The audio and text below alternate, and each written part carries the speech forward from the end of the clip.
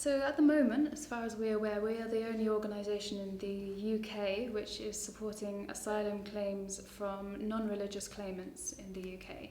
So these are people who are apostates, people who have generally left very conservative or coercive religious groups in their home countries. They have come to the UK and are claiming asylum because if returned to their home countries, they would either face the risk of violence or state-sponsored persecution. My name is Hamza bin Walayat, and I am a proud humanist, and I came from Pakistan and I've claimed asylum here.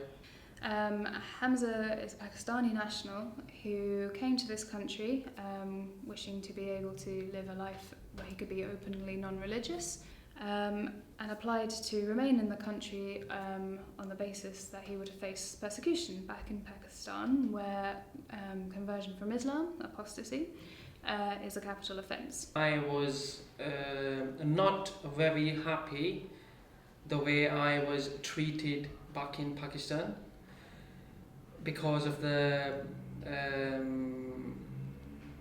pressurizing of the issues I was having with my family, my friends, and people of the society. I mean, I had to live under a burden. I had to hide my personality. I mean, I did not have any childhood. I've spent my childhood getting punished, getting beaten up by my parents, by teachers, and I didn't have any friends. They used to laugh at me, and I did not have any friend whom I can express my views to, I can open up to like kids do normally. So that's why I could not be myself, and it was very horrible. I could not live like that. My life was in danger and still is in danger, and because obviously people who renounce their religion, the two terms for them like blasphemy and apostasy, but in Pakistan they treat both as single term, and that is just they are bound to be killed. That's the concise answer they give anyone who renounces their religion or anyone who insults their religion. So that person is bound to be killed.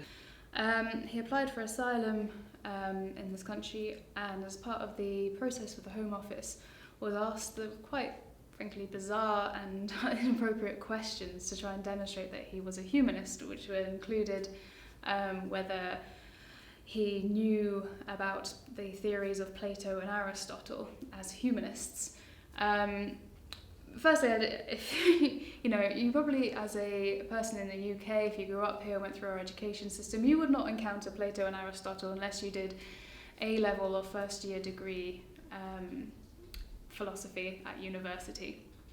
And if you did that, you may be aware that both Plato and Aristotle are religious people. They were not anything to do with the founding of humanism. These people are not humanists. It wasn't a fair question. I think if you asked 9 out of 10 people who call themselves humanists what they knew about Plato or Aristotle, you would get a very limited response.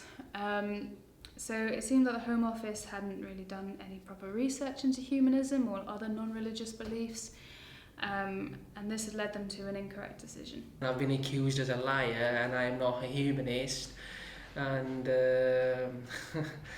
whereas I don't know what, and they wanted me to prove that I am a humanist and what humanism is, whereas they don't even know what humanism is themselves. So we decided that we would campaign on this to try and change the Home Office's decision, so to appeal the refusal of Hamza, and secondly to make sure that things like this didn't happen again, that non-religious claimants should be able to have a reasonable shot at gaining asylum in a fair system. Humanists UK prepared a petition that was signed by over 12,500 people, and that was submitted to the Prime Minister House. We started lobbying with other religion and belief groups at the Home Office for better guidance, for the training of their decision makers.